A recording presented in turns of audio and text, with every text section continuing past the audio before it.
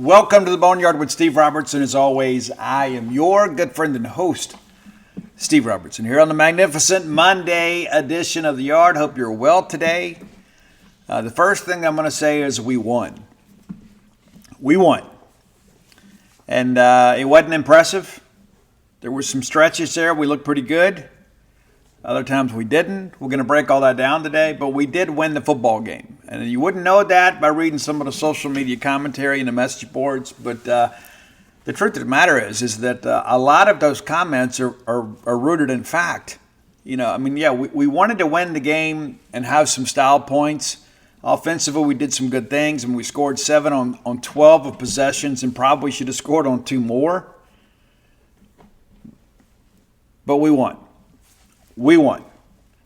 And that's about as nice as I can say it. And I hate to be all poor-mouthed about it, but I'm trying to be a realist here. I'm not going to sit here and say, well, the whole goal is to go 1-0. That's true. We did go 1-0. Yes. But the problem that so many people see is that many of the issues that persisted in the first couple of games have continued to linger.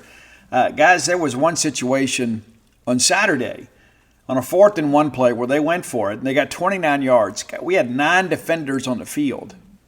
9. Not 10. 9. You're supposed to have 11, and we're 2 guys short. And the problem that I have with that is we had plenty of time to substitute because the offense substituted. And Brock and Arnett are both out on the field, and then we still have 9 defenders. I mean, it's like I'm not going to sit here and beat people up. We're going to call it for how we see it. I guess if we'd have had 8, it'd have been a touchdown. But how do we have 9 players on a field on a possession play like that? Not to mention you got 3 timeouts. If it's that significant, burn one of the timeouts, you got to lead. Those are the things that concern me, more so than anything else, is we need to look like we know what we're doing. That first ball game against Southeastern, we had 1 penalty in the game, and that was on an effort play. Wasn't a pre-snap penalty, wasn't an alignment penalty. It was a deal where, we're out there trying to make a tackle. We just happen to get a hand on a face mask and we get flagged for it, And it appeared we knew what we were doing. That's good coaching. But having 9 guys on the field on a 4th and 1 in a game that you're trying to put somebody away, that's not good coaching. Let's just call it for what it is. Now, we'll get Zach Arnett later this week, and I don't know if that topic will be broached. If we had a regular press conference today, we probably would have that discussion. But those are the kinds of things, those are the mistakes you can't make at week 6. I would expect that in week 1, maybe week 2, but week 6, we're halfway through the season. How does that happen? And I understand, listen, you've got some guys that are injured. You got guys on different personnel groups. You got some things that happen, but I'm not going to make excuses for that. It is inexcusable to have 9 players on the field at any point, much less on a 4th and 1 play where we're trying to get off the field. That just can't happen. Those are the things that concern me, the organizational things.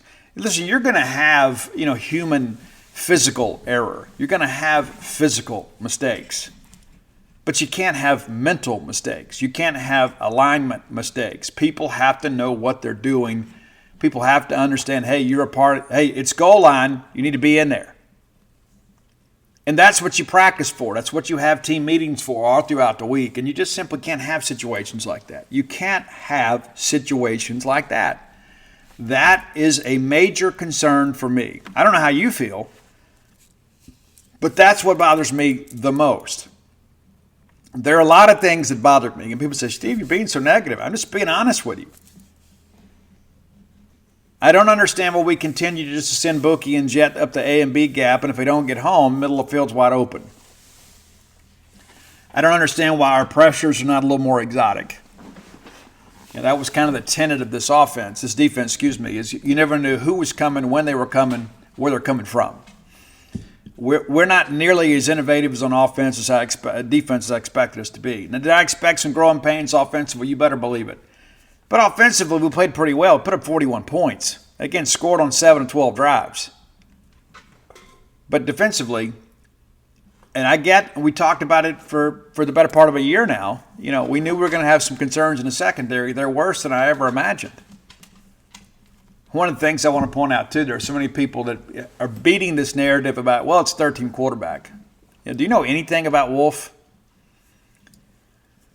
I've learned a lot more in recent days, and I offer an apology for not being better informed because Wolf hadn't played much. That guy stomped for over 6,000 yards as a college quarterback. He was a 2-year starter at Old Dominion, started 22 games. They signed him thinking that maybe he may come in and be the guy. He looked good on Saturday. Now, some of that's because of our own ineptitude on defense. But to suggest that he's some kind of scrub, it's a little short-sighted. Let's get to it, though. Let's thank our friends at Bulldog Burger Company. I love Bulldog Burger Company, part of a great group, the Eat With Us group. Matter of fact, I ate with them last night. When I get ready to go out to eat and just have a little late lunch or an early dinner or whatever, typically the Eat With Us group's restaurants top of my list. But Bulldog Burger Company, man, I tell you what, I always have such a great time when I go in there and spend time with them because, again, there's so much in life that's not guaranteed. When you go to Bulldog Burger Company, you're guaranteed to have a good meal at a good price and get exemplary service. You know what to expect when you put your feet under their table. You've already got your own favorites. You go and have that great restaurant quality hamburger. It'll turn your day around. The portions are so incredibly substantial. Get the spring rolls as your appetizer. They'll make you and everybody around you better looking. We're trying to live in a society here. We want to be as attractive as we can. Should be part of your self-care regimen.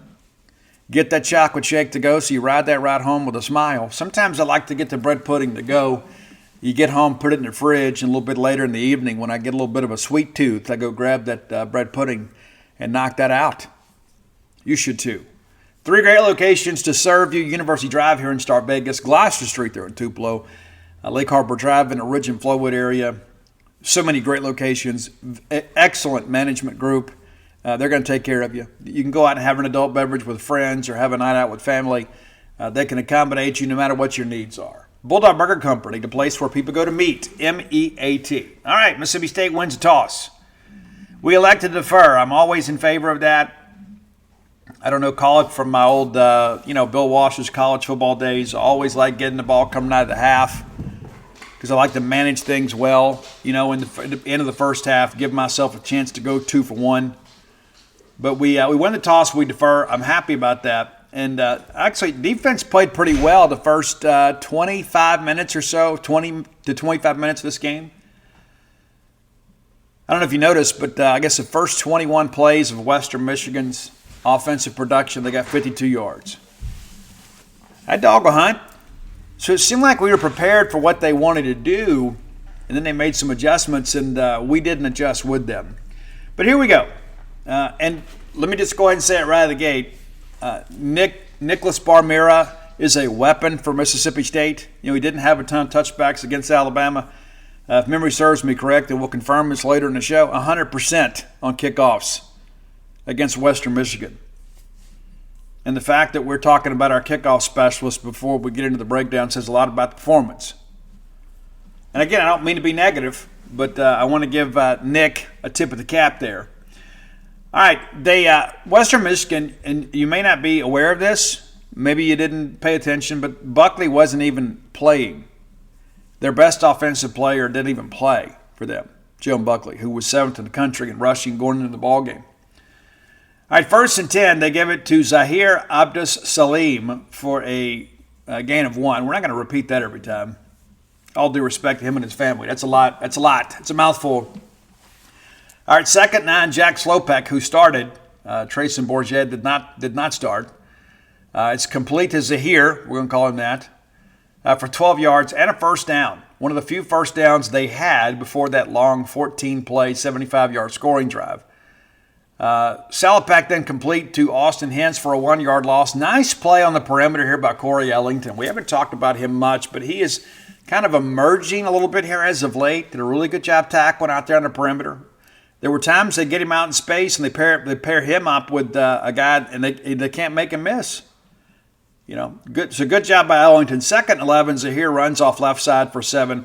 Back up the middle for 3, which makes it a 4th and 1. They elect to go for it. And who can blame them? I mean, you're on the road in an SEC environment, and the crowd was extremely thin.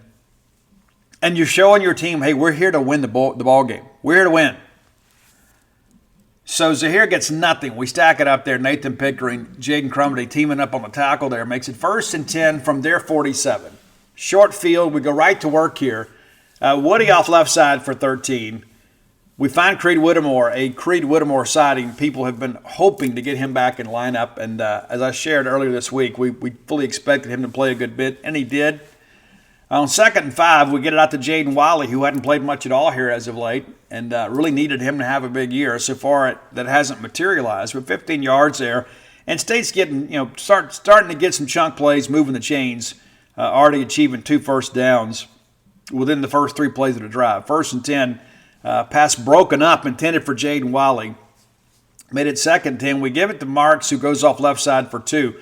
We're inside the 15 now, 3rd and 8 from their 12, and we bring Mike Wright in the ball game. They stack it up, and again, I think, we have been so incredibly transparent what we expect Mike Wright to do. Of course, over the course of this ball game, we changed the narrative a little bit, but why would you not sell out on a run blitz here? Donald Willis on the tackle. Kyle Ferry completes the field goal. If there's 3-0, we really needed to get 7 there. Really needed to get 7. You get plus field position. You want to get on the board, and we do. But a little disappointed we didn't get 7. All right, Bulldog defense back on the field here. More efficient possession here for the Bulldog defense as Western Michigan goes 3 and out. Salapak is incomplete across the middle. Crumedy with a big paw up in the air there to bat that thing down. 2nd and 10, we get a sack. It's Bookie Watson coming clean there. On 3rd and 15, they get it out to Sambucci for just 2 yards. And Sambucci, of course, their most prolific wide receiver, had 3 touchdowns last week against Ball State. Gets banged up against Mississippi State, and really not a factor in this ball game. The punt is 47 yards, and Xavier returns it 15 yards to the 46. So back-to-back drives for Bulldogs out near midfield. 1st and 10, we go right to work. Simeon Price runs off left side. Really nice run for him, too. Jeffrey Pittman was unavailable for this ball game. We saw him earlier in the week with a boot on his foot. There was some discussion about he may play, we'll see, but he could have played. We elected to hold him out. And with the depth we have at running back, that clearly was the right decision. We're going to need him to be completely healthy to beat Arkansas. All right, 1st and 10 from their 43. Mike Wright runs for a 2-yard loss. And again, when you're transparent in what you do, you can't hold linebackers accountable. 2nd and 12, we're complete to Freddie Roberson for 17. That's Will Rogers back under center there. Freddie with a breakout game for the Bulldogs. A bit of a coming-out party for the former Eastern Washington receiver. 1st and 10, Rogers complete to Woody for 13. And again, it's just kind of like a knife through butter here. It's like the only time they were able to stop us in this ball game is when we did something silly. 1st and 10, we hit Jordan Mosley. Touchdown from 15 yards. Extra point is good, makes it 10-0. So back-to-back scoring drives for the Bulldogs to open the game here. You start getting the sense of things, you know what, State's here to play. We're playing well defensively, playing pretty well offensively, even though things bogged down a little bit on the first drive. You start thinking, okay, we're good to go. All right, Western Michigan, again, after the touchback, Zahir runs left side for 2. Salapak is complete to Leroy Thomas for 28 yards. If memory serves me correct, we blew a tackle here. Sean Preston cleans that up.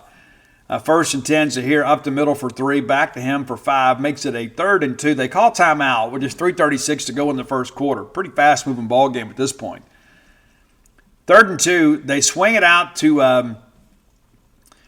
Caden Morris, and it's incomplete. 4th and 2 from our 37, and they're going to go. They take a shot here, and this is the play where Sambucci got banged up and had to be helped from the field. Nice play here. I believe it was Marcus Banks there in coverage, which you're not going to win a foot race with Marcus Banks.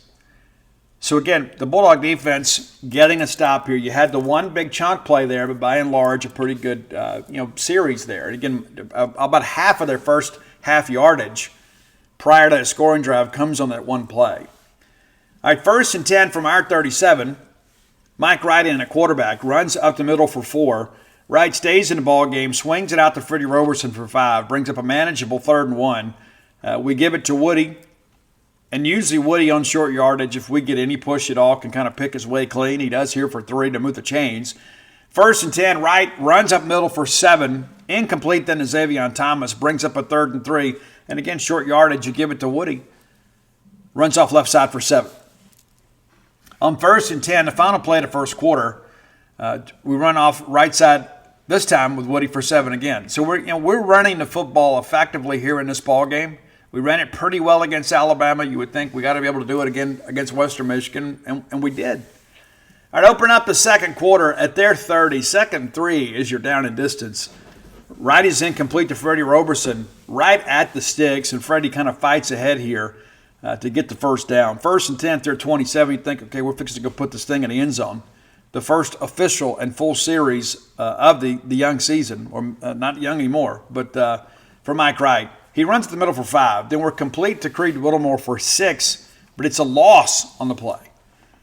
And this is one of those things, too, you got to throw this thing away. It's like we have a predetermined read here, but they were getting downhill on us pretty quick. Our quarterback here's got to make a better decision here. And of course, listen, I get maybe the play design itself probably is predicated on the fact that, hey, we're just going to get it out quickly to perimeter. But give Western Michigan credit for making the play there. Brings up a 3rd and 11. Nearly got a touchdown here. I don't know if this pass was tipped or the defender just flashed into the line of vision of Jaden Walley. But Mike Wright throws arguably his best pass of the ball game here. And it bounces off the arms of Walley. Again, I don't know if it's just a matter of if it's a drop or it was tipped or, just because that guy flashed in, we just didn't see it. But, we should have scored here. Absolutely should have. We attempt a 46-yarder, and it's no good. So we get nothing on the drive. But again, third possession, we're up and moving. And we should have scored here. We should have gotten 7. It should be a 21 at the ball game right now. It should be. But it's not. It's 10-0. And that's what happens when you let inferior opponents hang around. All of a sudden, you get what you don't want. All right, 1st and 10 at their 28. Zahir runs up the middle for 4. They go back to Zahir for a 1-yard gain, brings up a 3rd and 5. Chance for us to get off the field here. Salapak swings it out to Zahir. Great job here by John Lewis, who absolutely blows this play up. Bulldogs got some pressure here, kind of forced the quarterback to retreat. And outside of us missing a tackle here, they're not going to get anything, and they don't.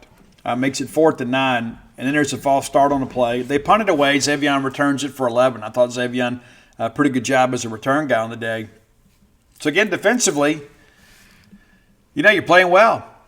Again, at this point, you're thinking, what, offense will get going, we'll be fine. Well, this is probably our worst drive of the half, and it's, again, because of our own mistakes. We get it out to Harmon for 3, which makes it 2nd and 7, and then there's a false start. And that just can't happen. Now it's 2nd and 12, we're behind the chains. We run Woody off the right side for just 2, makes it 3rd and 10. We try to find Freddie Roberson. There really wasn't much hope of this pass being completed. It is broken up there, so we'll credit him with a PBU. But a 3 and out for your Bulldog offense. The first drive of the day you look at and say, what, this is just not what we expected it to be by any stretch of the imagination. But there you go. They're all not going to be winners. 40-yard punts, fair caught at the 15-yard line. All right, Western Michigan takes over here. And again, defense doing their part here. 1st and 10 from their 15. Salapak completes it to the right side to Zahir. He runs for 4. They call it back for a hold. That makes it 1st and 17. Salapak that is incomplete on the right side. Deontay Anderson breaks that pass up. On 2nd and 17, Salapak goes short to Zahir for a 2-yard loss. Or negative. 3 consecutive negative plays here. Brings it 3rd and 19. Salapak is flushed. We're in cloud coverage here, which means we've got way more people back in coverage than they can run away from. And he gains 10 yards on the play. They get a 47-yard punt, and then Xavier returns it again for 10. State sets up at the 47. Again, another great, play in the field position game. Works out well for us.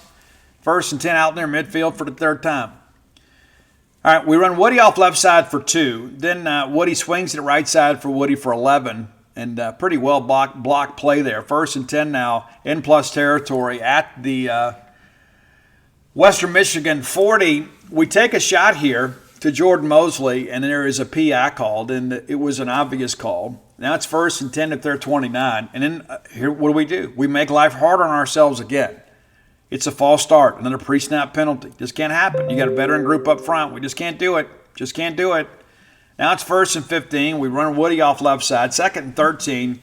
We're complete to Davis for just a 1-yard game. Brings up a 3rd and 12. And give Will Rogers some credit here, and Xavier Thomas.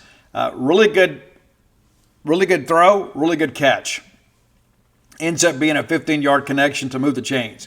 So despite our own ineptitude here for 3 plays, and I'm not going to be too hard on the offense, but this is one of those plays that I think in many respects people undervalue a little bit.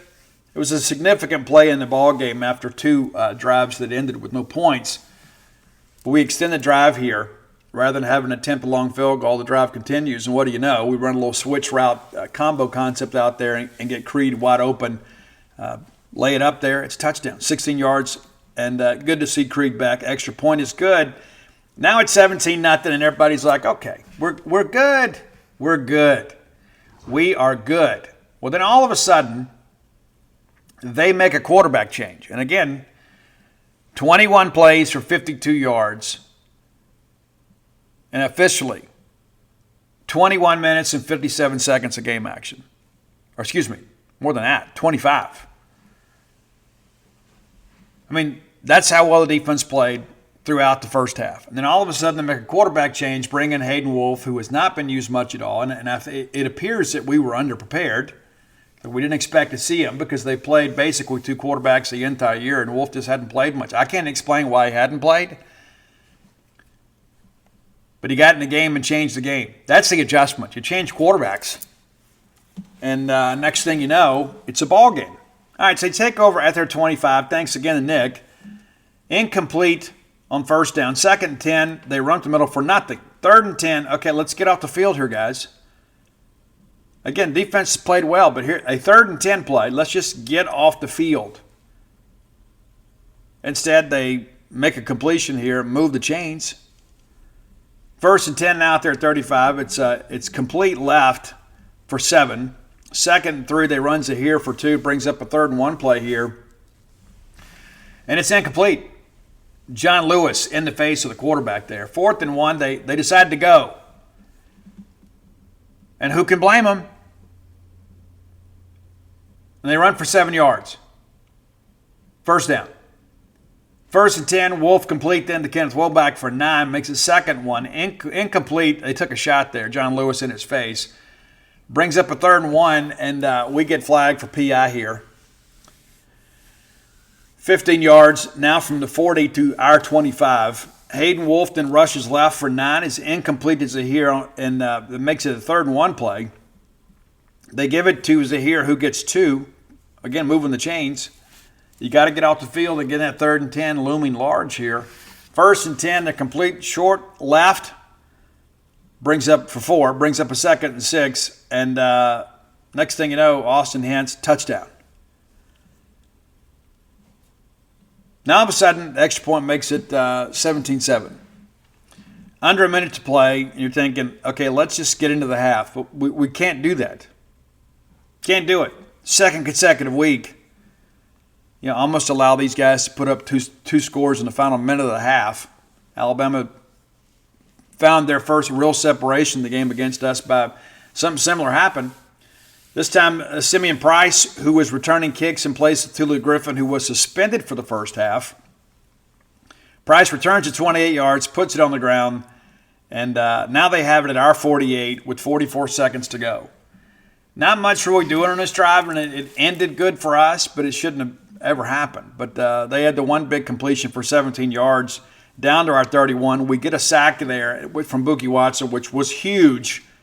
Huge swing in momentum there. They call timeout. It's complete to Hance for 14. Made it a 3rd and 1 play. They take a shot here, and why not? You're already in field goal range. Take a shot here. You don't have much time left. They lay it up there, and it's incomplete. 4th and 1. We call timeout. Make sure we're good. They attempt a field goal. It is no good. So we get into the half 17-7. And it was like you look up, and it's like, again, Before Wolf comes into the ball game, we're pretty much dominating on both sides of the line, even though we didn't put the ball in the end zone with the regularity we should have. But defensively, we played pretty good. All of a sudden, they make a quarterback change, and we're up 10 at the break. We've all been there before. You got big weekend plans. For some reason, it just didn't work out. Maybe life gets in the way. Maybe you want to head down to the casino. Maybe take some of their money. I like to do that. Well, MyBookie's new and improved online casino is here to change the game for you. Dive into truly realistic casino experiences featuring the latest in slots, progressive jackpots, and live dealer action, all from the comfort of your own home. Take advantage of weekly blackjack tournaments and a brand new collection of high-end games for a chance at real cash rewards. The MyBookie Casino provides a Las Vegas experience when the action's in your hands. And the best part is you don't even have to wear pants. How cool is that? Your adventure at the MyBookie Casino begins today with a generous sign-up bonus using promo code Boneyard. That's promo code Boneyard to secure yourself a sweet deposit bonus. And that's not all. Because their revamped loyalty program ensures that you'll be showered with rewards, including free spins, cashback offers, and a host of exclusive VIP perks, the more you play, the more you'll win. Play anytime, anywhere with the MyBookie Casino. Again, that's promo code Boneyard. Hey, Bulldog fans, do you like me? Do you enjoy live entertainment? Whether it be a comedy show, a play, a ball game, a concert, those events require tickets. Make shopping for tickets more convenient than ever with TickPick, the original no-fee ticket marketplace that brings you the best prices for all the events you love. And now, TickPick is partnering with Zip, so you can shop now and pay later. Zip allows you to shop at TickPick and split your payment into easy installments. Visit TickPick.com, or better yet, install the TickPick app from the App Store and use promo code ZIP20 for $20 off your very first purchase of $199 or more with Zip. Zip can only be used for U.S. purchases, and Zip may charge a fee at checkout. Certain merchant products, goods, and service restrictions may apply. See Zip's terms of service at www.zip.co/US. Loans through Zip are originated by WebBank, except for Zip-originated loans in Colorado, Nevada, Massachusetts, and Maryland. Check out with Zip at TickPick.com. Shop for all your tickets at TickPick. Check out with Zip to split those payments into easy installments. Again, check out with Zip at TickPick.com.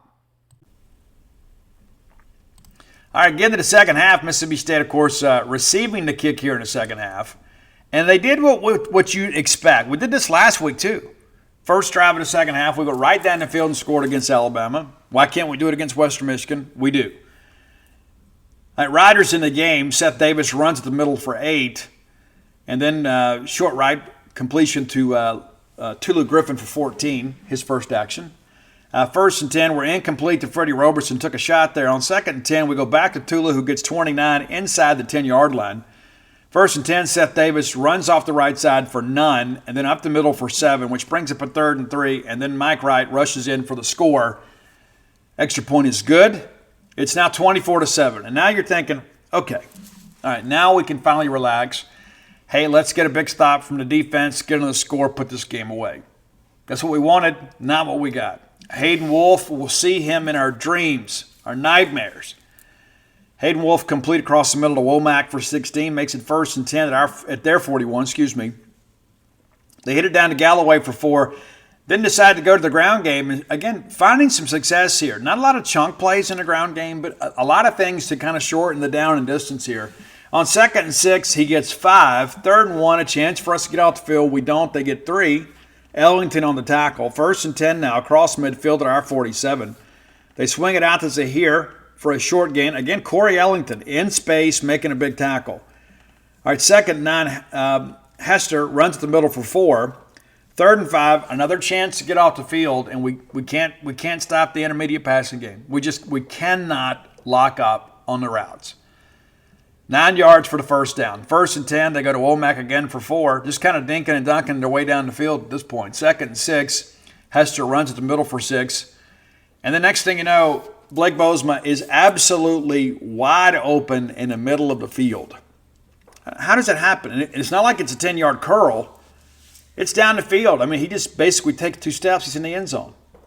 It's terrible.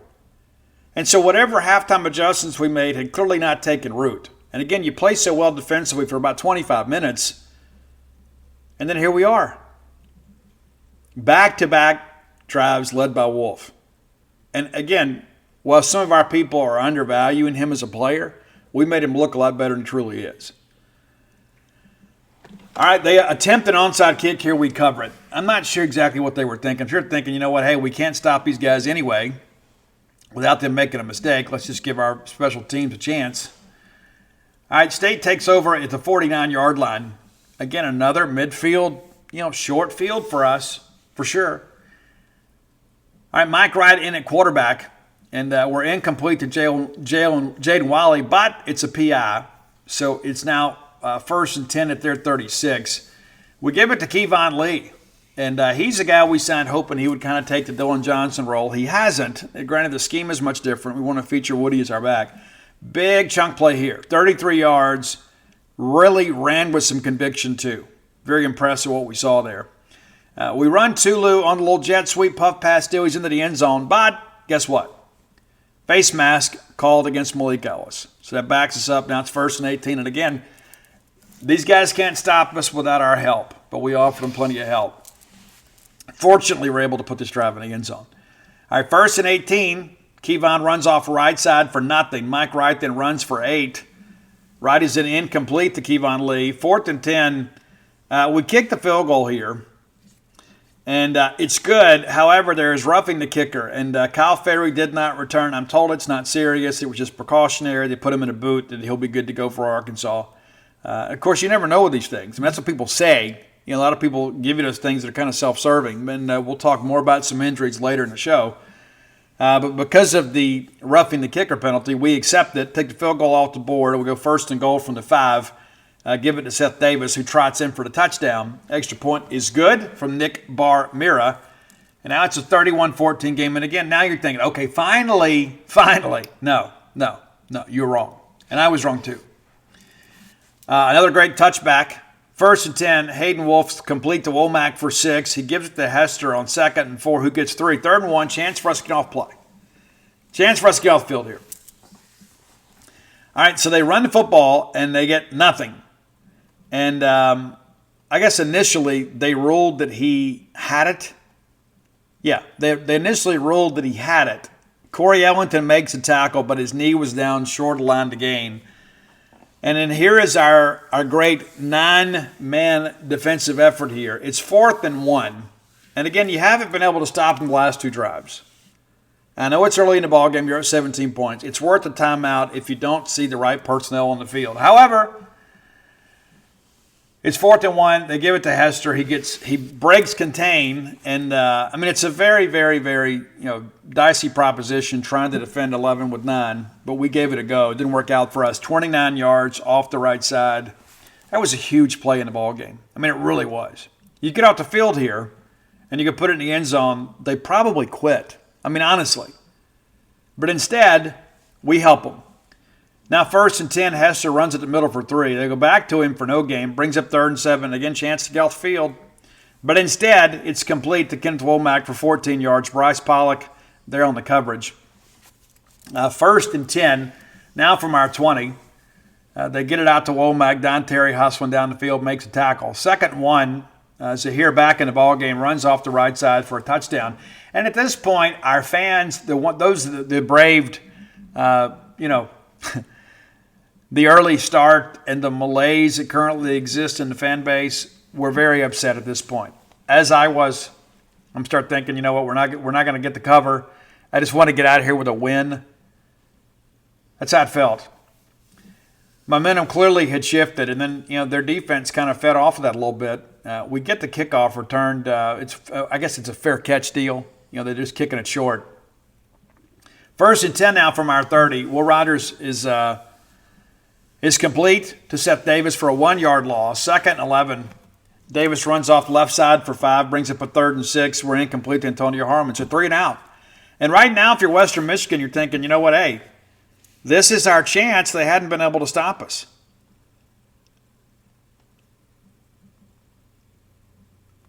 right? This is our chance. Instead, we get some things going here. But it's like you start looking at this thing. If I'm Western Michigan, as bad as we've gotten down, we're down 17-0, could do nothing. But all of a sudden, we got the magic man, Hayden Wolf, in a ball game, and Mississippi State has no answer. All right, 1st and 10 now from our 24. It's complete to Womack for 6. 2nd and 4, they go to Galloway for 5, and that's the first down. 1st and 10, they complete to Galloway for 8. And again, that's what we're not winning on first down. 1st and 10 now, they find him for 8, and again, now it's 2nd and 2. They go back to Womack for 8. 1st and 10, they give it to Zahir for a 1-yard gain, go back to him for 3. That runs out the third quarter. It's 31-21 with Western Michigan on the move. But the good thing is Bulldogs make a play here. 3rd and 6, they decide to run off left side, and the ball was actually fumbled. But no gain on the play. We didn't get it. Zahir jumps on it, makes it a 4th and 2 play. They decide to take a chance here, take a shot down the field, and Eric Taylor getting in, kind of forcing the throw a little bit early. It's incomplete. So we get out the field. Defense makes a play here. After it appeared that we had lost all momentum. And again, this should have been the dagger right here. Should have been. But it wasn't. State takes over at our 41. Again, a great field position for the Bulldogs. 1st and 10. We find Tulu for 3. We go to Kevon Lee, who rushes for 17. Really, really happy to have him, especially, Woody got banged up in the ball game, was twisted down by the leg. We don't know the severity of the injury at this point, but the good thing is we do have some capable backs behind him, maybe not as talented, but guys that can get the job done. Lee with 17 yards here. Now it's 1st and 10 at their 39, and it just felt like, okay, we're fixing to finally put this thing away. 2nd and 10, Will Rogers rushes at the middle for 3 yards to their 36. 3rd and 7, this is probably the play of the ball game. You take a shot, and you need your receiver to go make a play. You throw it up for grabs, and you hope your guy comes down with it, and he does. Freddie Roberson, great body control, elevates, picks it out of the air. 1 step later, he's in the end zone. And a very electric play. And again, kind of a coming out party for Freddie Roberson. Happy to see it. Now, 1st and 10, extra point is good, makes it 38-21. So now we're up 3 scores with about 12 minutes to go, and you're thinking this is, at least the offense is probably going to be able to score enough points to win the game. Western Michigan takes over their 25 again. Thanks, Nick. So it's incomplete, but there is a personal foul on Deontay Anderson. So again, here we have the juice back. What's left of the crowd is into the game. It is a semi-electric atmosphere as people are smelling victory. And we do something silly here. It's going to be 2nd and 10, but instead it's 1st and 10 at their 40. They make a completion across the middle to Austin Hentz for 27 on the move again. 1st and 10 from our 33. They hit it out to Womack for 6. Again, not winning on first down, 2nd and 4. It's incomplete. Nice play by DeCarlos here. Buki Watson in the face of the quarterback here. Makes it a 3rd and 4. They run off left side for 2. Another 4th down play, and they go for it and make it. Just take a shot here. Because, I'm sure they're thinking, what do we have to lose? What do we have to lose? We've had some success on 4th down. Maybe not early in the ball game, but now that we've established the running game a little bit, they're going to sell out. We'll get man coverage. So we just throw it up there, and it's a touchdown. Extra point's good. Now it's 38-28, and again, you can't be comfortable. Another short kick, fair call by Deontay Anderson at our 30. And this is when things got a little bit dicey, right? You're up 10 with 11 minutes to go, and defense hadn't had a lot of answers in the second half. So we go off to Seth Davis for 4. 2nd and 6, we get it out to Jaden Wiley for 19.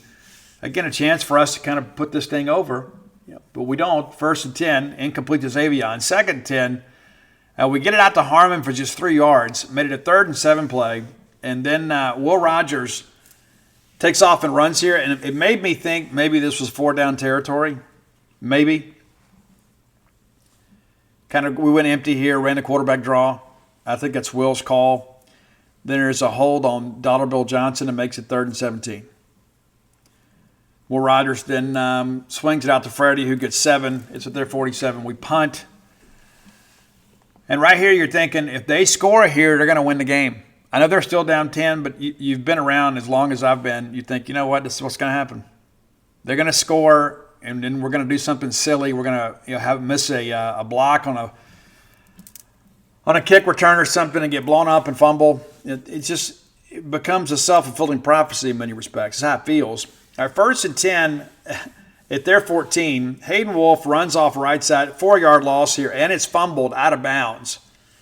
That would have been a huge play, right? You talk about looking for the dagger. We could have put it in there. 2nd and 14. It's complete to Leroy Thomas. 3rd and 6. It's a complete left side for just 3. Makes it 4th and 3. They elect to punt here. I don't know that I would have. I understand there's 8 minutes to go in the game. But on 4th and 3, surely you got a trick play or something. I mean, because, listen, does it matter how much you lose by? I mean, you lose. But, you just might win. All right, we take over at our 43 again. Great field position for the Bulldogs. 6:19 to go. Kevon Lee rushes right side for 2. Mike Wright in the ball game now in place of Will Rogers. Will had gone to the locker room, came back out in no pads, no sling, no ice that we saw. 2nd and 8, we're complete to Thule for 19. Makes it 1st and 10 at our 36. They're 36. We find Whittemore for 4. Makes it 2nd and 6. Whittemore then runs right for 4. They burn a timeout here, 3rd and 2. We give it to Kevon, 3-yard loss here. We got to be better on short yardage against a team from the MAC. I mean, it is what it is. Without Woody, you see what you get, right? Nothing against Kevon, but in that situation, normally on 3rd and 2, you'd go to Woody, who has much better vision than most of the backs on the team. 4th and 5, they burn a timeout. We kick field goal. It's still a 2-score game, but it's 41-28, and they're thinking, hey, if we can score and then get a turnover, we got a shot here. Defense steps up, makes a play here. Pretty much ends the game here. 1st and 10 from their 25. Thanks, Nick. Hayden Wolf is complete to Womack for 9. Again, we're not winning on 1st down defense. 2nd and 1. It's complete, but no gain. DeCamerion Richardson, nice tackle there. Really blew that play up. 3rd and 1. Hayden Wolf is complete to Womack for 12. However, they're holding, which is cheating. That is impermissible in college football. On 3rd and 11, Wolf takes a shot here, and then Sean Preston reads it all the way, bats the ball up, and then intercepts it laying on his back. Great play by Sean. And I saw some people that were very critical of Sean for getting up, dancing around. I think that's silly, right? You're like, oh, well, he shouldn't dance. Guys, it's a young guy playing a ball game that just made a big play that essentially ices the game. We're gonna let him celebrate. We're going to let him celebrate. He's not running for mayor. All right, State takes over now with 3:04 to go. Seth Davis runs at the middle for 25. I'm thinking right here, let's put the ball in the end zone just so we can, get out of here and feel good. I also understand, too, chance if we'd have gone for it late, we may have got somebody hurt. Seth Davison runs at the middle for 4, go back to him for 4. Now it's 3rd and 2 at the 6, and then Davis is trying to get in. Runs for 3, converts a 1st down, and then we don't snap it again. So we win 41-28. Some things to feel good about, some things to be concerned about. Let's take a look at the numbers here. You probably hadn't had to look for yourself. State with 25 1st downs in the game, so State more 1st downs than them, 25-21. We run for 200 yards in the game. They ran for 130. They outpassed us 297 to 246. Total offense, State 440. There's 413. Giving up 400 yards to a MAC team, a bad MAC team, is not anything that we're going to feel good about ever. They fumbled the football twice. We didn't get either of them. We fumbled it once. They got it. Punting, 46 yards a punt for them, just 38.3 for us, and some of that's because we had the short field. Kickoffs for them, 3 for 115. 0 touchbacks. And again, I was correct. Nick Barmira, 8 kickoffs, all 8 touchbacks. That's a weapon. That's a weapon. So no return yards for them. We have 4 for 48. Of course, the longest one was 28 yards and ultimately led to a fumble. Time possession, State wins 31-22 to 28-38. They were 5 of 17 on third down was Western Michigan. Felt like it was more than that. 6 of 13 for us. They were 3 of 6 on fourth down, and then 2 and 2 in their red zone chances. State 5 of 6. Of course, the missed field goal. The one thing that was an issue, and we talked about that on the show last week, how bad Western Michigan has been in red zone defense, and your Bulldogs able to exploit some of that. No sacks for them, 2 for us for 10. I believe Buki Watson made them both. We'll confirm that. And everybody converts on the PATs. All right, looking at individual numbers here. Hayden Wolf, 27 of 35. Now, some of that's because he's got experience, and some of that's because of the fact that Mississippi State has struggles in the secondary to cover people. 3 touchdowns and a pick, and, of course, that's the last play of the game. He was sacked once. Jack Selapak, 6 of 10 for 35 yards. The long of 28, so 5 other completions for a net 7. You can see why they wanted to make a change. Will Rogers, 16 of 22 for 189 yards and 3 touchdowns.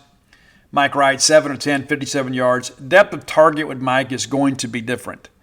Like a lot of people, and you saw this, Mike is an extremely talented athlete, doesn't have the biggest arm, especially against SEC secondaries. You're not going to really push the ball down the field as much with him.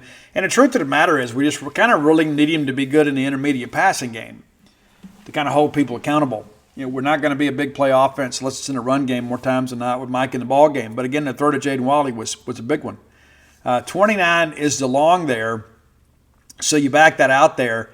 You start doing the math yourself. That's 6 other completions for 28 yards. Zahir rushed for 60 yards on 18 carries. Hester has 8 for 47. Mississippi State, Seth Davis leads the Bulldogs with 10 carries for 65 yards. Kevon Lee, 5 for 49. Woody Marks, 8 for 38. Mike Wright, 7 for 24. And Simeon Price, 1 for 11. Did not have a carry after his early carry in the first quarter. Creed Whittemore, 1 for 4. Riders, 1 for 3. Receiving numbers leading the Bulldogs was Freddie Roberson, 5 for 68 and a touchdown. Tulu Griffin and a half, 4 catches for 65. Jaden Wally, 2 for 34. Kenneth Womack, the leading receiver for Western Michigan, 12 receptions for 113 yards. Blake Bozeman, the guy that had the big touchdown, the only catch he made. And we talked about Sambucha earlier, and was just not a factor in the game. 1 catch for 2 yards. Defensively, let's see here for Bulldogs. DeCamerion Richardson led the team with 9 tackles. Corey Owington also had 9. Buki Watson with 9. So 3 very productive tacklers there in all secondary levels of the defense. Dante Russell getting another start, 7 tackles. Probably need to have him on the field. Jed Johnson with 7, Sean Preston with 6, Marcus Banks with 5, Bryce Pollock with 5, John Lewis with 5, Deontay Anderson with 5. So you're seeing some newer names and some younger players get out there and make some plays. But we are struggling significantly in the secondary. When you can't get home with the pass rush, it exposes your coverage. And we did have some quarterback hurries as a team in the ballgame. We had seven hurries. So we did impact the quarterback from a pass rushing standpoint. We got to cover better on the back end. I think everybody sees it the same way. We'll take the dub, but we're not going to sit here and celebrate the win. I mean, we're always happy, so we'll obviously take the win over the loss. But the significant part of this is the fact that Bulldogs won without really playing well in every facet. There were times, again, the defense was good. And there were times the defense was really bad. There were times the offense was really good. There were other times they were kind of mediocre. But again, 7 scoring drives and 12 possessions, we'll take that, not to mention 2 other ones should have been scoring drives. You got to finish. So I thought it was a step forward for the offense, especially with the fact that you didn't have Woody Marks available much of the second half. You didn't have Jeffrey Pippin available. And so good job by our young backs to step up there. So some positives there. But defensively, things are just simply a mess. And I don't fully appreciate and understand kind of what's happening there. And that's the job that these coaches have got to figure out. We got to do a better job.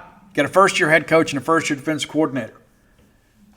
But you got a bunch of veteran players back. It shouldn't be this. It shouldn't be like this. It just simply shouldn't be like it is. But again, we'll take the win and enjoy the open date. All right, time for today's top 10 list. As always, brought to you by closewithblair.com. That's CLOSE with Blair, BLAIR.com. Blair is a mortgage professional. There are a lot of people in the mortgage business. He's been doing it 22 years. There's no point in entrusting your mortgage to anybody else. It's too important. It's a guy that knows how to get things done, for sure. Blair recently made a change. That's what happens when you're winners, right? When you're a guy that gets things done, you're in demand. And I think it's important to kind of acknowledge the fact that, people that make things happen tend to have good things happen for them. He's now with Priority One Mortgage. That has not changed his cell number, though. Give him a call at 601-500-2344. Again, 601-500-2344. Back-to-back close ratio in the top 1% nationally. If you're looking to buy a home, looking to refinance your home, whatever you're looking to do, look no further than Blair Chandler at closewithblair.com. Again, 601-500-2344. All right. It's an open date as I make a mess here. Sorry about that. Always a little drama here. Open date. So we're going to do a top 10 about the open date. We're not going to do some silly article. We make up some fake press conference. The open date coach going to use the same old coach speak. And, these guys do a great job. They cover well and they're big. And, it's the same old things. But nevertheless, we're going to celebrate the open date. And we're going to celebrate the fact that we get a little bit of a rest here. And we're going to spend some time in Tennessee. The bride running a race up there. So I've got a shirt made when she was in New Mexico, because you remember how pitiful I was. I got a shirt made, my favorite running picture of her. I got it made on a shirt. And I thought about that. I have had all these jerseys over the years. I don't wear them very often, but I've had a bunch of jerseys. And so she's my favorite athlete. So I had a shirt made with her name on it. I'll get to debut it this week at the race because I'm cheering for her. But since it's an open date, I thought let's do top 10 songs about open, or open in the title. Now, this is a very eclectic list, I'll say. There's a lot of different genres involved in our list today. Some great tracks, some good rock stuff especially. Some pop stuff, some country stuff. I think you'll dig it.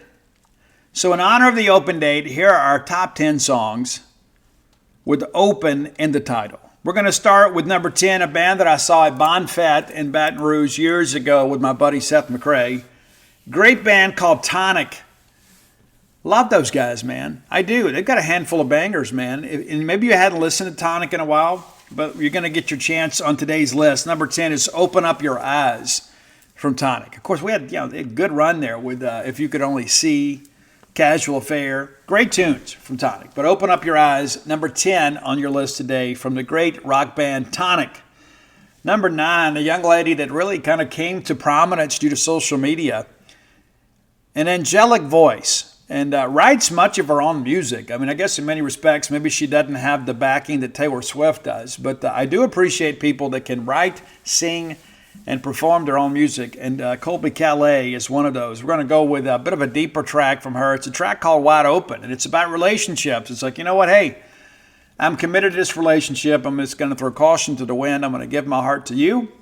And I'm going to be wide open for the possibilities. Great, great track. And again, Colby Calais, an incredible singer.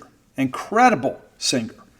Number 8, going back to my teenage years when Madonna, in many respects, many people considered her, the biggest female pop star in the world, and there's little to argue against that with. She had this great track, and it was really more about the video because she was a burlesque dancer, like at a peep show or whatever, because that's what Madonna did. She was very provocative, but it's a great track called Open Your Heart, Open Your Heart to Me. She had blonde hair then. She did the Blonde Ambition tour and all that kind of stuff. So there's Madonna in her prime at number 8. Number 7, one of my favorite tracks from a band that I don't think gets enough appreciation. A lot of people consider them a one-hit wonder. Those people are incorrect, even though Cult of Personality is probably the signature song. We get a chance to hear that at Duty Noble Field from time to time. But Living Colour's Open Letter to a Landlord. This is a song really about your poverty in America. And Vernon Reid absolutely kills it, the guitar player for Living Colour. And that's a guy, too, that he's kind of a guitar player's guitar player. Like if you ever, back when we used to read Hit Parader magazine and all that kind of stuff, and I had a subscription to Guitar magazine, the best thing about being a subscriber to Guitar is you got the tabs, right? They would send you a couple big songs, one like a classic song and then more a contemporary song. And so you'd have all the tabs, and enjoyed having those, and never played them with any real level of proficiency, but it was nice to have them. I could kind of figure some things out. But Vernon Reid was always mentioned by the greats in metal at the time. All right, number 6, a band that we've done a top 10 list on these guys before, and I don't know that they get enough credit either. A lot of people consider them a one-hit wonder, and there's even less evidence to support that than there is for Living Colour. It's Europe. You say, oh yeah, those are the guys that sing the Final Countdown. Yeah, that's right. And Cherokee, and Rock the Night, and Carrie, and Superstitious, and on and on and on. Europe, before they broke in America, sold millions of records worldwide. And the next thing you know, I guess it was On Through the Night. I don't know, maybe that's not right. But I guess it was the Final Countdown album. Really kind of broke them in the States. But great band. But we're going to go with Open Your Heart, not a cover of the Madonna track. It's one of their very own. Great song. And Joey Tempest was an incredible singer. Didn't have the grit and maybe the blue-collar gravel that other people did in his voice, but a guy that could really, really push it. Joey Tempest from Europe.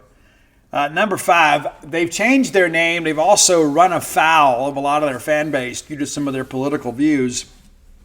I remember them being hypercritical of George W. Bush, and the conservative right really kind of turned on the Dixie Chicks. I think they just call themselves the Chicks now.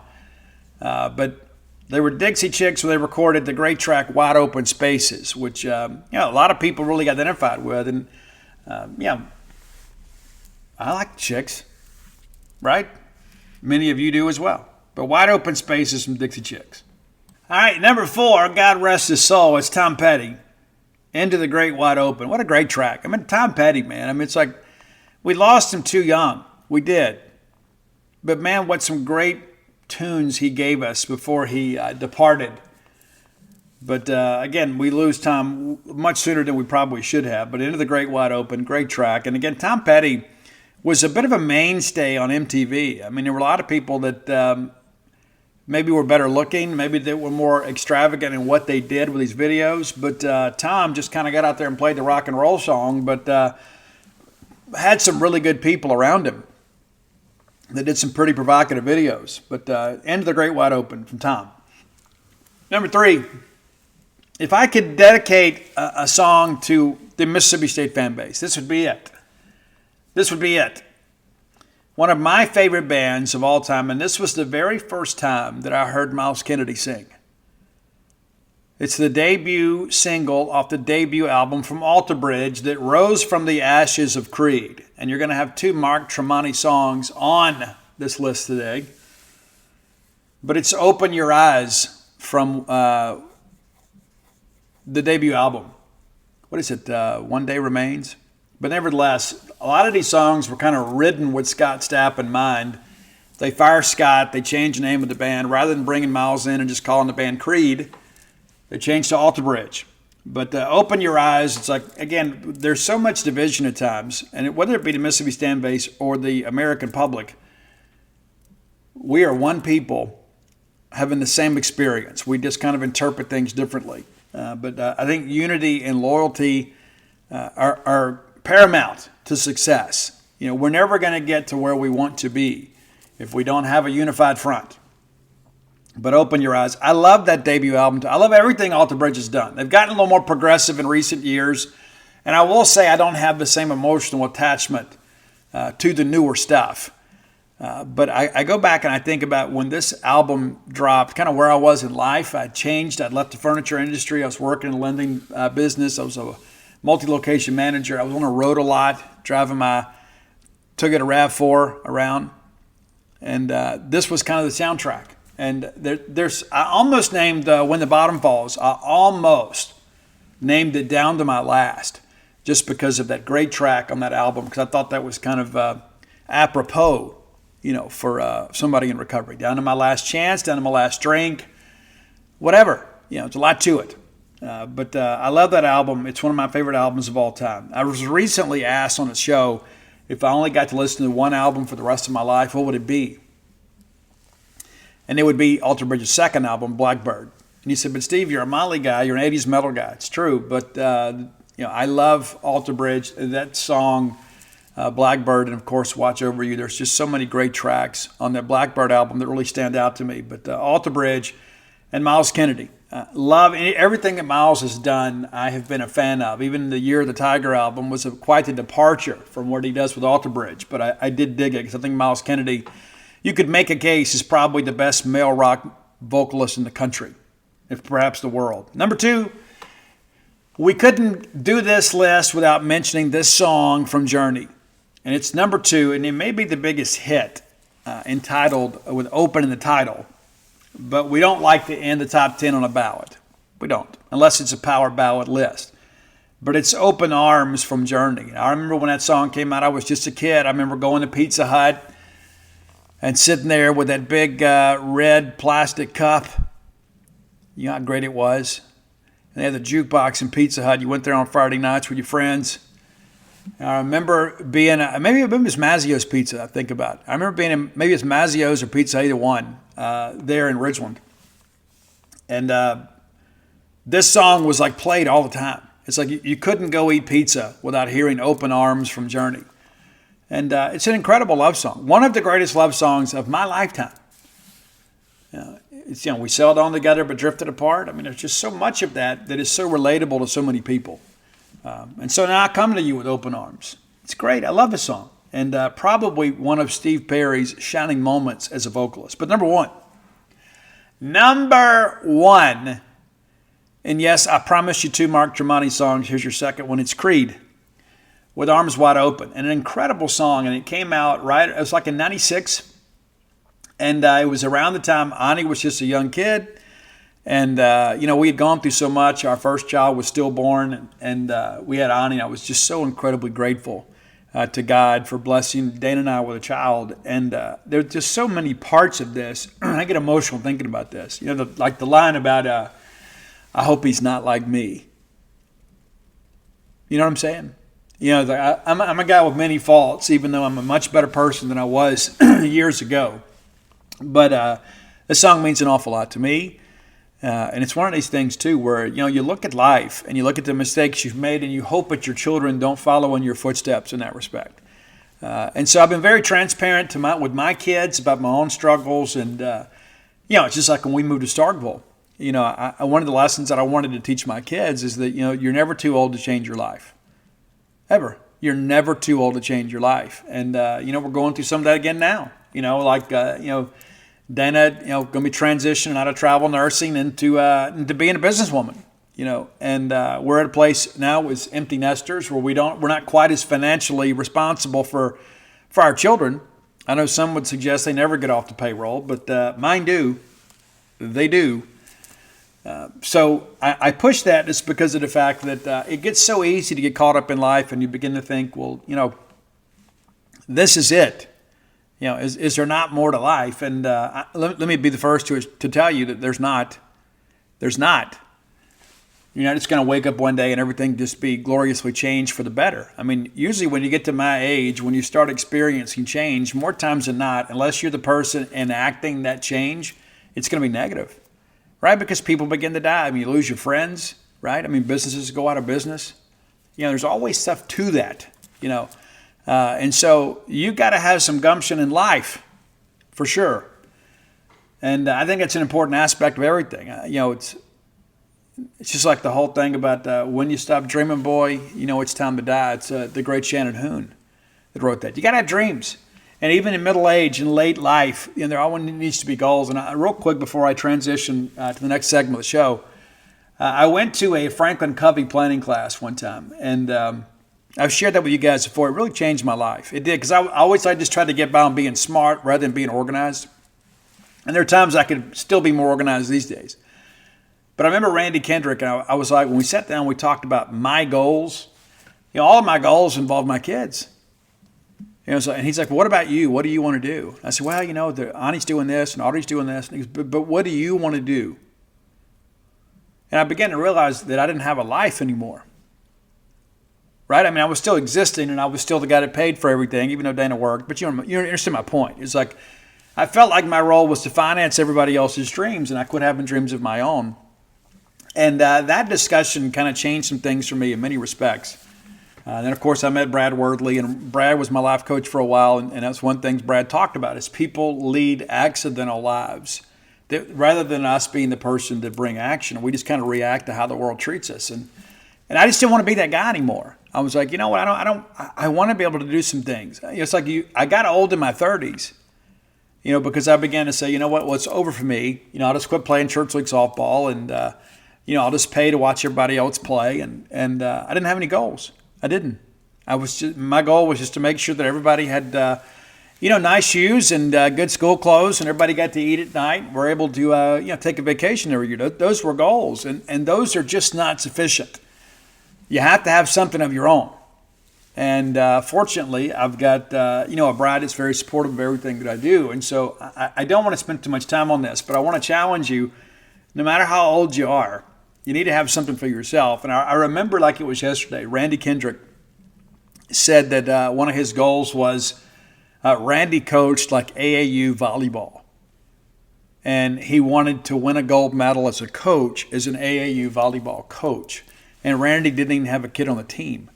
And so that was like his thing outside of work, and I remember him telling me, he said, Steve, if your whole objective in life is just to work and pay bills, then you've already achieved that. You've got nothing left to accomplish in life. And that really hit home with me. And so I just challenge you, have something for yourself. And that's not to say that, not to be selfish. It's not at the expense of your family or your kids or your marriage or whatever. But you need to have a goal for yourself, whether it be to write a book or take a trip, or one of Dana's big goals is to complete a 100-mile race, to be able to complete the 100-miler. And I'm very supportive of that because it's remained very elusive for her. And next year she'll have a chance to run the Barkley Fall Classic again. We didn't run it this year, but she'll have a chance to complete that one. And so it's good to have, as a couple, have an individual goal that is a shared experience, right? So I'm her crew, right? And so I take that very seriously. I want her to have a chance to cross that finish line. She's had a handful of DNFs at the Barkley Fall Classic, and so it's just important. And so again, I belabored this point longer than I wanted to, but I want you guys to be happy people, and maybe our path to happiness is different. But I know for me, if I had laid in my deathbed, having never written a book, my life would have been unfulfilled. I would not have fulfilled basically a manifest destiny in my life. That's what I was called to do. That was what God gave me the ability to write. And if I had never written a book, that I would feel like that my life in many respects was a failure. And so now I've written 6, and I'd like to be able to write at least a few more. We'll see where life takes me. But when you get the bug, you get the bug. I like meeting all you guys and gals and being able to shake hands and do something of value to you. And I've had so many people that have told me, I've got my Steve Robertson section in the house. I've got every book that you've ever written, and it means an awful lot to me to be able to people find value in the work, but also to bring happiness to other people. So while my goal was to write a book and ultimately turned into 6, I think that I brought some happiness into the lives of other people. And so I think we've all benefited from that. So there you go. The Top 10 list is always brought to you by closeatblair.com. All right, next segment of the show brought to you by Campus Bookmart, a Starkvillian institution. If you're unfamiliar with Campus Bookmart, it's your own fault.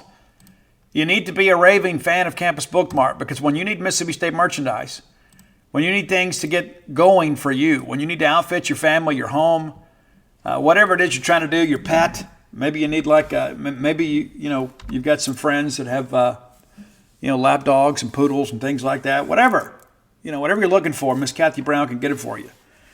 I love going in there. I love being able to peruse their fine selections, and incredibly too that they have the best selection of merchandise in and on universe as it comes to Mississippi State. If you can't make it to town, or perhaps game day is a difficult shopping day for you, then visit them on the World Wide Web at campusbookmart.net. And by being a loyal Boneyard listener, we'll give you a phrase that pays. That's BSR, which stands for Beautiful Steve Robertson. That gets you free shipping off all orders over $75. Any order less than $75, absolutely incomplete. And Mom, you're going to be thinking about Christmas. It's already October 9th. See, Steve, don't remind me. I'm reminding you so you won't be stressed. You can enjoy the holiday season.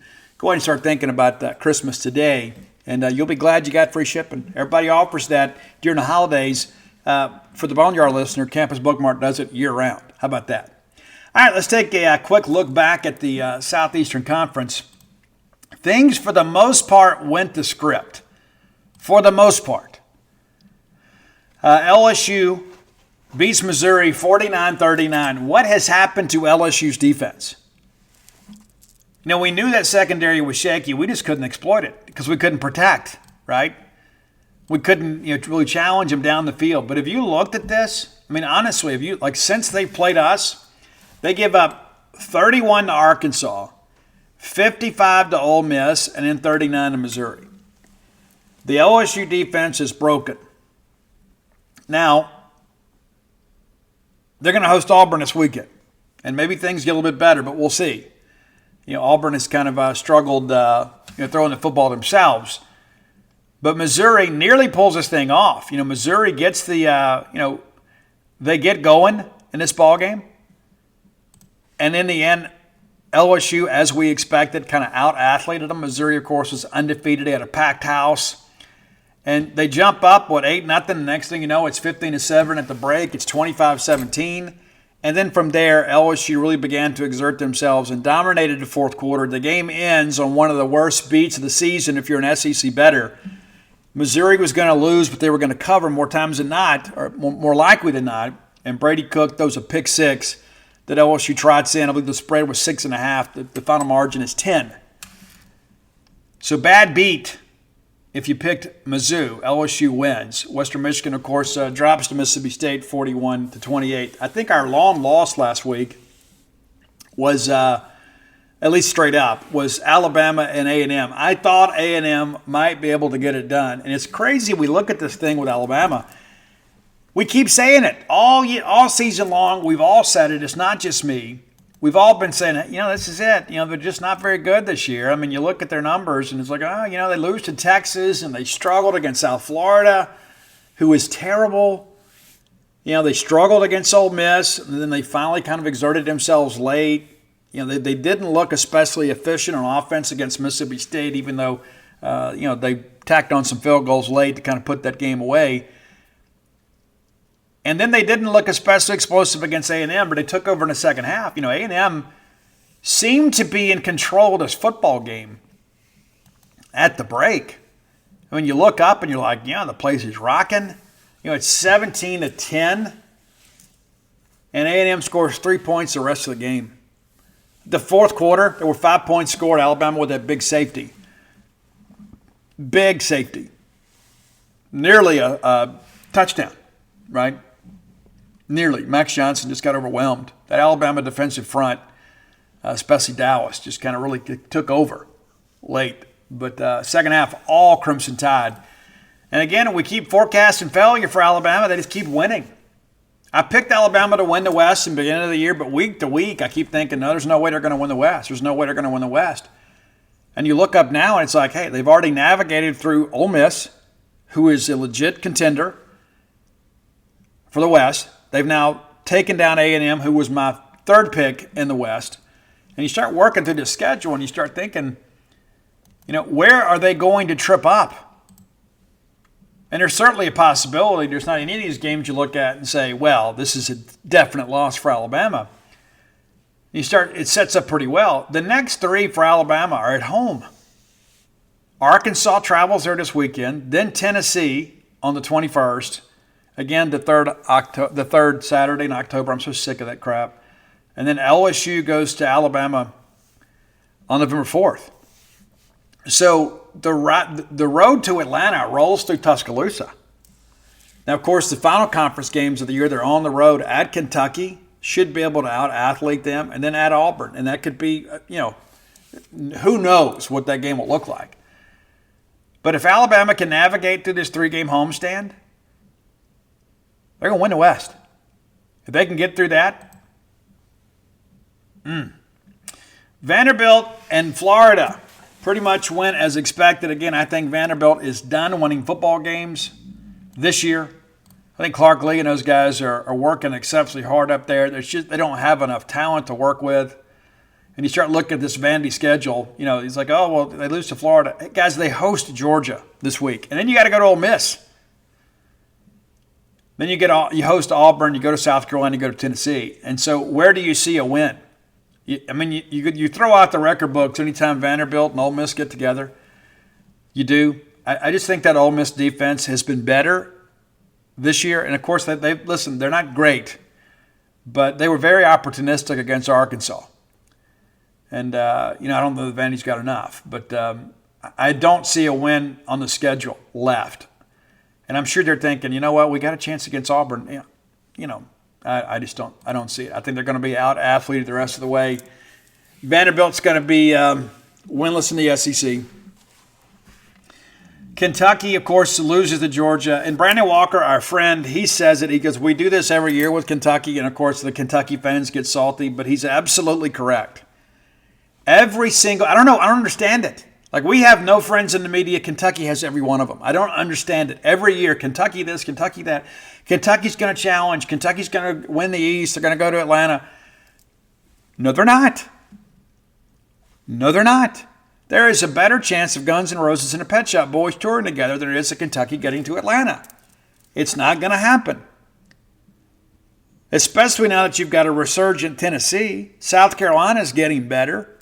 Kentucky profited really on when the fact that the East was down. When South Carolina and Tennessee were all mediocre. Florida was kind of hit or miss, even though, they've had some success against Florida. But my point being is that Kentucky is not for real. Now, they may come in here and absolutely knock us around in a few weeks. They may be the first time they've done it in Starkville in forever. But I'm sick and tired of all the hype about Kentucky. I'm just sick of it. It's true. And then when I go up there, I always have a nice time, football game withstanding. But Georgia made a statement at Kentucky's expense, 51-13. This game was never in question at any point. I just don't think that Stoops is a big game coach. You're like, oh, well, Kentucky was undefeated. Yeah, they were 5-1. They hadn't played anybody. They had played absolutely nobody. But it's 34-7 at the break, and Georgia just kind of took their foot off the gas. 51-13. You start running through this Kentucky schedule, and again, I thought they would be a bowl team for sure. But you start running through this thing, guys. They got Missouri this weekend coming to Lexington, and based on what you have seen from Missouri, look at how Missouri has played in big games, and how Kentucky has played. Now, I'm not going to preview the pick today, but they got their hands full. The next week they get Tennessee in there, then they come here, right? So 2 home games. This should be highly competitive, and then they come here. The next week they get Alabama and Lexington, then travel to Columbia, and then to Louisville. It's possible they don't win another game. It's also possible they split those games and end up being 8-4. But when you start looking at this, at this point, who would you say they are definitely going to beat? Now, some self-loathing Mississippi State fan will say, well, it's going to be us. Ha, ha, ha. There's no telling what kind of shape physically they're going to be in by the time they get here. And the same can be said for us. But when you start working through the schedule for Kentucky, again, you played arguably the weakest non-conference schedule in the conference with the exception of Louisville. And you start thinking now about Missouri. What's Missouri going to look like this week? I mean, offensively, Eli's got those guys going. They do. I mean, the big win over Kansas State, then they gave LSU all they wanted. They're not going to be scared to go into Lexington, and nor should they be. But no, Kentucky, again, really solid ball club, not a true contender in the SEC East. Again. And then, of course, Ole Miss, a little tougher time than I expected them to have with Arkansas. They get the big stop late. KJ with 2 really bad picks in that ball game. But, yeah, Arkansas fought it pretty hard. But, man, everything seemed like a struggle for Arkansas. Of course, they got off to a pretty good start. They had some third down completions. They were running a lot of that, short curl with a slot receiver against zone defense, just kind of sitting down, and KJ was finding the guy. But the Arkansas defense did a pretty good job against Ole Miss. It did look like Jackson Dart was a little bit banged up. I thought Judkins read pretty well at times. But nobody's talking about this Bentley kid, the one that transferred in, I guess it was from Navy. He has really had a good year for them, especially as not even to be in the primary back. But a big game against OSU, nice game against Arkansas. But Ole Miss doesn't cover, but they win. And at the end of the day, that's what matters, right? You win and advance. But taking a quick peek ahead here at kind of what there is to come for this week. Of course, less games to watch because everybody's in conference play. But this week, Georgia travels to Vanderbilt, Arkansas is at Alabama, A&M at Tennessee, Florida at South Carolina, Auburn at LSU, and Missouri at Kentucky, and of course, State and Ole Miss both off this week. Now, looking ahead to our Arkansas, we'll find out soon, game time, and maybe I can check that right now for you. No word yet, but we'll find out today about the Arkansas-Mississippi State kickoff time. There's only 5 games on the schedule that day. We may end up playing at night. So it's that day, it's Tennessee and Alabama. You got to figure that's your 2:30 CBS game. And you've got 4 games the rest of the day in the SEC. Ole Miss is at Auburn, and people would say that should be a night game. I probably agree.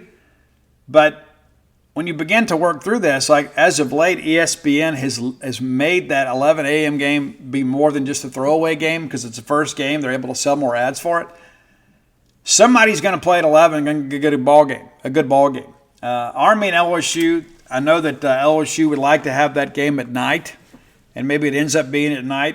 Ordinarily that would be your 3 o'clock in the afternoon game because you'd want to pair the worst game up against a CBS game. There's State and Arkansas and South Carolina, Missouri. Well, all those games mean something with the exception of Army and LSU.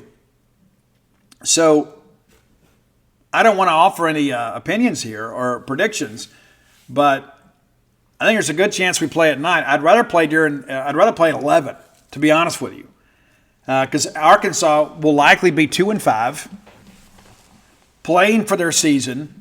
You play 11, it's going to be empty. People are already kind of bailing on a Sam Pittman bandwagon and getting excited about basketball. So I think it's in State's best interest to play 11 rather than give them the entire day. And people say, okay, I think I'll go to the ball game.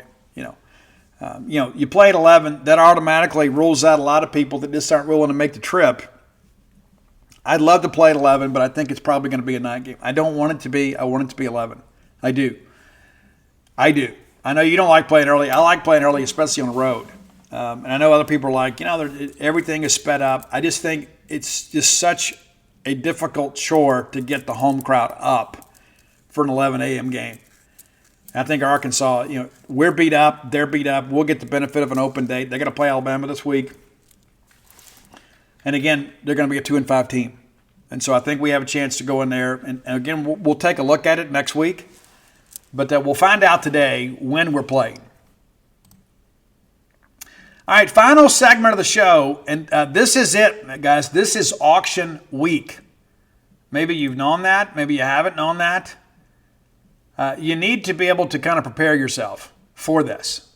You've always wanted to be a neighbor of mine. Let's just go ahead and call it for what it is. That's what you wanted. Well, now you have a chance to do it.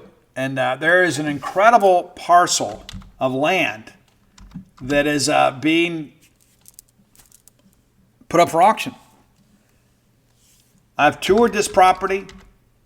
I have had a chance to speak regularly with the owners of this property. And you can get more information that I can't offer you, but it's International Auction LLC. International Auction LLC.com. So you're going to have a couple more opportunities to see it. You can do it by appointment. The Sunday game day signings are over, showings are over. But Wednesday will get one more chance because the auction is going to take place on the 12th. It's going to be here before you know it. And a lot of people have said, well, Steve, that's for people kind of beyond our budget. Well, the reserve for a couple of these properties is going to start at $4,000 an acre. That's pretty significant right there.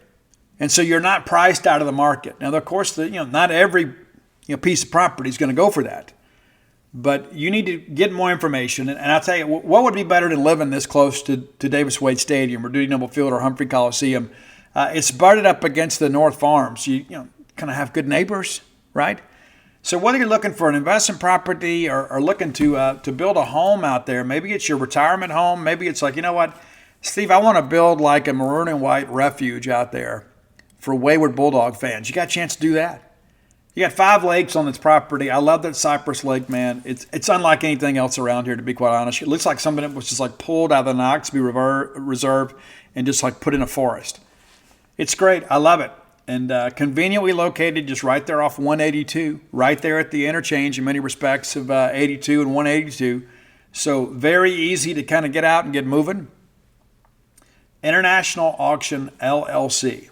Be sure and check in with them. I've given the 800 number a few times. Let me give you the direct number. These folks are based out of Alabama.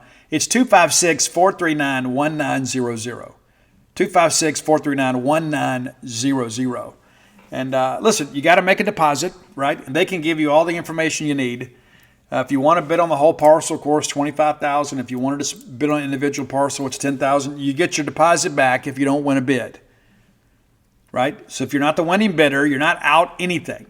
And a lot of people are going to show up. They're at 2 Sterling Drive. We'll have the auction, but you can do it online. You don't have to make the trip. And I would encourage you, call the folks at the International Auction and kind of get lined up to be an online bidder. You can handle everything from the comfort of your office or your home and make Starkville your new place to live.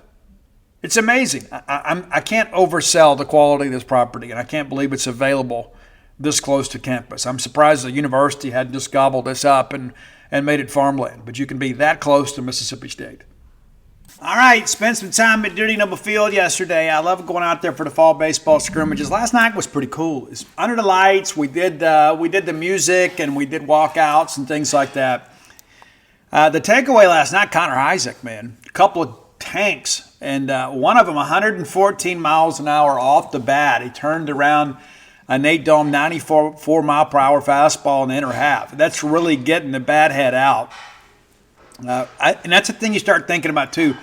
Logan Kohler, another guy too, starting to get the bat going. He had a big double last night and then had one that nearly got poked out of center field. You start thinking about, okay, can these guys be double-digit home run guys? I think Connor Isaac now is tied for the team lead in home runs this fall. I think that's correct. Logan Kohler a little bit slower getting going, but the last couple of weeks he's been outstanding. And again, at third base, man, it's an automatic deal, right? I mean, and how long has it been since we've had that? I mean, really think back. Do we got to go as far back as Alex Detz? I mean, just to have a solid third baseman where it's not an adventure. Cameron James was really good for us down the stretch his final year here. Of course, he was a shortstop and moved to third and kind of back and forth for a while. But as far as just having like that true bona fide third baseman to work the hot corner and to not be, an adventure over there, it's been a while since we've had that consistent performer. I mean, it really has been. In all due respect to everybody, I mean, Gavin Collins and Marshall Gilbert were catchers that made the move over there just because of a team need. But I think Logan Kohler is exactly what we were looking for. We were very, very bullish in the third base transfer portal market. There wasn't a lot of guys that could play. But Logan's coming around. And anything head to the left side nowadays, I expect it to be an out. Dylan Cupp, impressive again. He rifled a double back into right center yesterday. The bat is probably a little farther along than people kind of led me to believe. I think he's done a good job. And he's not built like a freshman. A lot of these guys show up and you think, okay, they've been able to turn the ball around in high school, but can they get the ball out of a college infield as a hitter? I really like our freshman group. Ethan Pulliam, a guy that played soccer with my youngest, Ian, when we first moved to Starkville, has worked some at second base. Now, he's down the depth chart a little bit, but he has kind of been a surprise this fall, too, as a guy that, especially with the bat. I didn't think that he would maybe adjust to college pitching as quickly as he has, but an elite baseball prospect just so happened to grow up in Starkville. Big Bulldog fan, right? I mean, it's what you'd expect, but I like the look of our team. And again, you're hitting your pitching and you're pitching to your hitters, right? So that's kind of a Mox-Nix type deal. But again, the takeaway, defensively, we are a better team than we were last year. It doesn't matter who's putting the ball in play. It doesn't matter who's pitching. We are a better defensive team. Baseball is baseball in that respect. Because you would say, well, if we're dominating offensively, then pitching must be bad. And if we're dominating on the mound, then hitting must be bad. But defense is defense. And so we have looked really, really good. And it doesn't matter if it's Mershon at short or if it's Dylan Cupp at short. Kohler has done a really good job at third. And honestly, I think all of our third basemen have played pretty well. Amani Larry, of course, played some at second. I don't know if he's not your right-handed DH, to be honest with you. I mean, we've got some guys, honestly, that are on this campus route right now that I think are better defenders all around than Amani. That's not to say that, Amani's a guy that's made some very, very impressive athletic plays at second. So we're going to have some options. I just kind of wonder, how are we going to work this whole thing with Cupp, Mershon, and Larry? How does that work out? What do you do? I'd also like to point out Johnny Long. We signed Johnny Long. A lot of people thought, okay, he's just going to be a backup catcher. No, he's not. No, he's not. Matter of fact, he wore the gold jersey for defense yesterday. There is one player of game to game that is recognized for defensive play in a previous game. Johnny Long has hit the baseball exceptionally well the last 2 weeks. So he's going to play. I mean, he's not just going to be, the old salty veteran that sits out there and, tells all these great stories and is always the attaboy guy. Johnny Long can help this team win ball games. He absolutely can. Ross Highfield's had a great fall, and Ross is the undisputed starter. That said, when we have to play somebody else, I think, if I had to call it today, I think Johnny Long has done enough to be number 2. Jackson Owens right there with him. And then you look at Steven Spalletta, what he's done with the bat. You got to find a way to get him some ABs. Maybe that he works some in the midweek at third base. I don't know. But there's a little more depth on this team, and there's more length in the order. But, again, I begin to think about what Connor Hyzak could be. And a lot of people question, Steve, why is he playing center field? He's athletic enough to do it, and he looks more athletic now than he did last year. He looks a little bit leaner, a little bit quicker out there. But you know what you have with Dakota Jordan and Hunter Hines. And we're going to speak with both of those guys a little bit later today. We'll have full coverage of today's baseball media opportunity at Gene's page this afternoon. And so we'll keep you abreast of that. And, of course, we're getting ready to kind of wrap up our on-campus scrimmages. And, of course, they'll be at Louisiana Tech this weekend. So if you're in North Louisiana looking for something to do, go watch the Bulldogs play the Bulldogs over there. And then, of course, we'll have UAB here. And that will pretty much conclude our fall baseball schedule. But it has been a good fall. I'm eager to get Lamonis's reaction today. And Chris is always a little bit guarded when it comes to the negative part of things. But I'm optimistic. And I've kind of transitioned from being cautiously optimistic to just simply being optimistic. Am I overly optimistic? Am I really optimistic? I'm not there yet. But I think based on what I've seen from the team here in the last couple of weeks, we're figuring some things out. And sometimes you have these guys that just, hit the ground running, and they get through, week to 10 days of fall ball, and they begin to fade, as pitchers kind of learn how to pitch them. And then the same thing for some pitchers, right? But I feel we have been much more consistent than I expected us to be on the mound. And again, guys, what are we trying? 30 pitchers out there, trying to get, work for everybody. Nate, again, looked good. I thought Brooks was a little bit shaky again yesterday. That's the second time for him.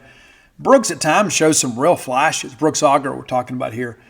And then other times, he didn't miss a lot of bats, but the velo is up. He hit 96 yesterday. Gerangelo hit 98 yesterday. I didn't know that he had that in him, to be quite honest with you. So what that tells me is what we're doing from a movement and a pitching mechanic standpoint is working.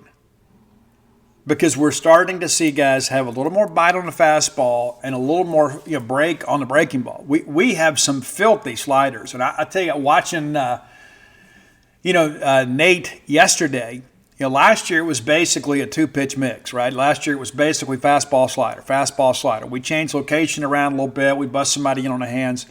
Nate has thrown 3 and 4 pitches this year. And the work that we're doing on our throwing mechanics is evident when you look at how great the arm action and speed is on the changeup. Some guys have a tendency to slow their arm down a bit when they're throwing that circle change or a straight change. It's like instead of just trusting the grip and trusting the mechanics, there's just some human nature at times that you want to pull back. You want to pull that string yourself. I don't see that with our guys. And when you do that, you tip the pitch, right? When you don't throw from the same arm slot with the same arm speed, it lessens the impact of the changeup.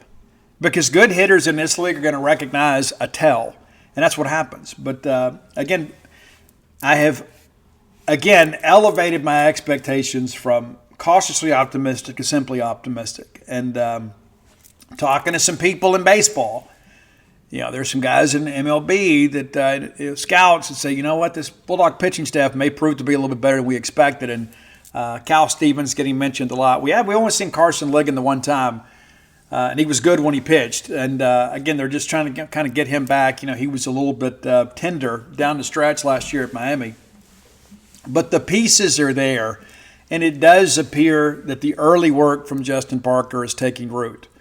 So I'm not going to sit here and tell you we're about to host a regional, but I will tell you that the work is being done to improve this baseball team and program. And based on recent returns, it appears the team is improving. And that's what you want to hear. And it's all going to boil down to pitching, right? And you got so many arms to choose from. It was a thing like people said, but Steve, last year, how optimistic were you in fall? I thought we'd be a road regional team. Didn't think we'd have the injuries that we had, but also I thought offensive we'd be able to carry some things. But we were not good defensively in fall last year. And you kind of kick that around, right? You say, well, we're trying different guys. It doesn't really matter who we trot out there these days. The competition defensively has been so much better than it was last year. And so when you couple all those things in together, when you look at, okay, you're asking more of the offense, you're asking more of the pitchers because you can't defend. Well, now that we can defend, it takes the pressure off everybody. And now that we can throw strikes, and it's so interesting. Now, again, I read these comments from people, and I love you all to death, but some of you make my head hurt. We go out there and pitch 14 innings, and we have 6 walks, and people are like, oh, too many walks. Guys, we're pitching all 14 innings. It's a 7-inning game. The Bulldog pitchers throwing for both teams. It's not like we had 6 walks and 7 innings. We had 6 walks and 14 innings. We're not playing against UAB. We're playing against Mississippi State. So the collective number of walks, and there have been some games that we've struggled to find the zone. It's true. But consistently, you're seeing guys go out there and compete within the zone.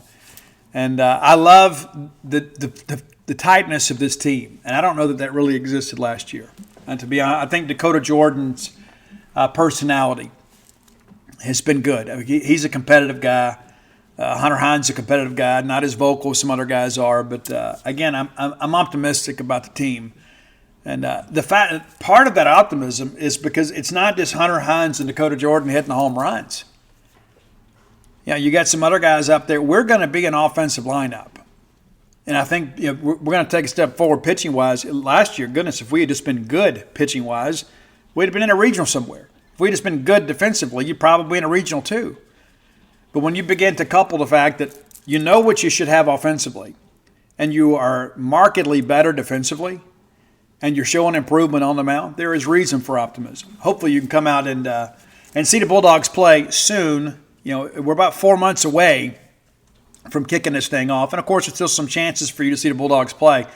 But thanks for everybody that came out last night. It was a really nice little atmosphere, and I thought the university did a good job in kind of making that game feel a little bit special, for sure. But, some big flies last night. And, Maroon wins the ball game and I think wins the series, and we'll play again today. And I'm not sure how much I hang around for that. But, we'll see. But, of course, we got some basketball stuff coming up here in a month. We're going to start talking more basketball with fall baseball winding down.